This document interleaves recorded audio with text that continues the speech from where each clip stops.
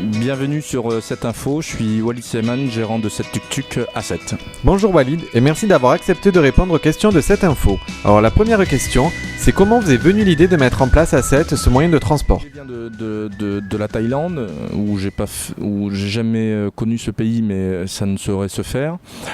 Par contre, au Mexique, il y avait des tuk-tuk un peu moins élaborés, et donc j'avais, voilà, comme tout le monde, vu ces véhicules sans trop m'attarder. En arrivant à Sète, en voyant les arrivées de bateaux de croisière, j'ai eu l'idée de mettre des vélos-taxis. Après la configuration de Sète, j'ai compris que valait mieux passer sur des véhicules motorisés. Et après recherche, je suis tombé sur une entreprise qui commençait à développer les tuk-tuk électriques. Et le choix a été fait. On est quand même loin du tuk-tuk que l'on peut trouver principalement dans les pays asiatiques. On peut dire que vous l'avez modernisé? Ne pourrait pas rouler en tuk-tuk électrique par rapport à la forte demande qu'ils ont, puisque c'est l'un des véhicules principaux là-bas. Modernisé non, puisque je l'ai acheté comme ça. Par contre, j'ai modernisé l'arrivée des tuk-tuk en France par l'un des premiers tuk-tuk électriques. Donc c'était déjà un tuk-tuk en France, en plus A7, en plus en électrique, donc c'était un challenge, un challenge assez compliqué. Votre clientèle principale sont les touristes étrangers ou les Sétois? Alors aujourd'hui, je peux te dire que 60% de ma clientèle est sétoise.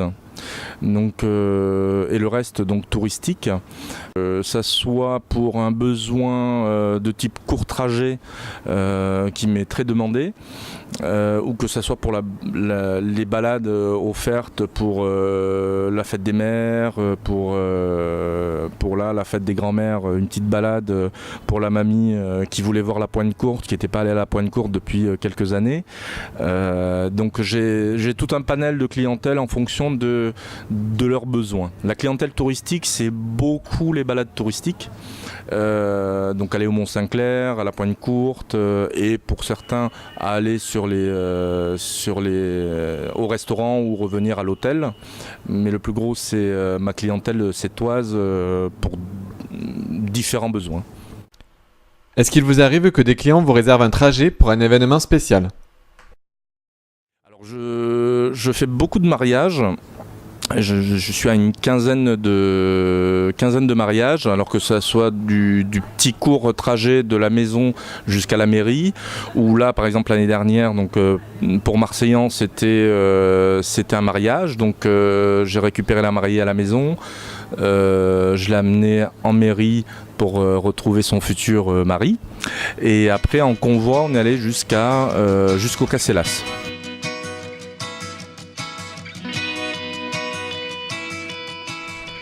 Quels sont les retours justement des personnes sur ce moyen de transport et les retours que vous font les touristes en général sur notre ville?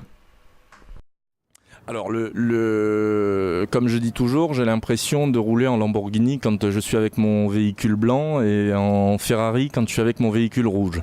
Pourquoi ? Parce que le véhicule a un attrait sympathique quand on le regarde et qui plaît. Après le côté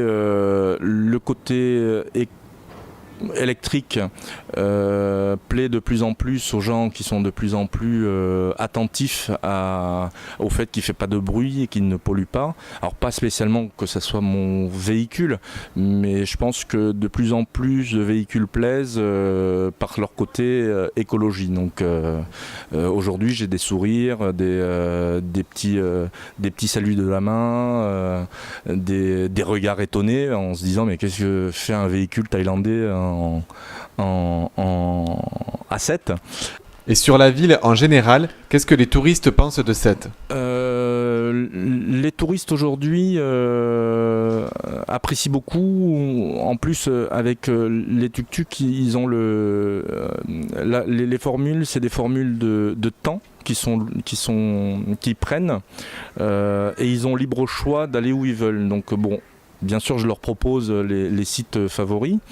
Mais par exemple, quand on monte au Mont-Saint-Clair et qu'on s'arrête à la chapelle du Quartier Haut, qui a une exposition et qui rentrent dans cette chapelle et qui sont stupéfiés de la transformation de cette chapelle et de l'exposition qu'il y a sur le moment, ils sont assez surpris. Donc ça leur plaît le fait de pouvoir découvrir différemment que dans les méthodes, habituelles. Le tuk-tuk étant un moyen de transport plus estival, arrivez-vous à avoir une clientèle l'hiver ? Bon, déjà, il y a la partie Noël où je transforme le tuk-tuk en traîneau du Père Noël, avec le Père Noël derrière pour faire des petites balades, histoire de dire que je peux faire autre chose que du tourisme ou du transport direct. J'ai une petite clientèle parce qu'on m'utilise beaucoup, que ce soit été ou hiver, pour les sorties le soir pour éviter de prendre sa voiture. Donc d'où beaucoup ces trajets de navette que j'appelle. Est-ce que vous avez mis en place des partenariats avec des commerçants par exemple ou des plages privées pour l'été ? Alors en plage privée, j'ai des appels en direct quand ils ont besoin d'un véhicule pour amener leurs clients à l'hôtel ou autre, ou si inversement les clients veulent se rendre sur la plage privée.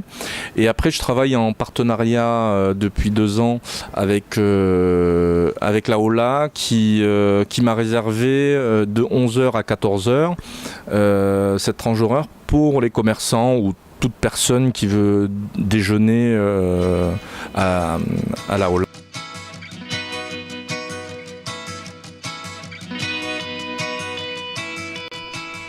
Sur Paris, le tuk-tuk est très bien implanté, il y a une énorme concurrence parfois mal encadrée.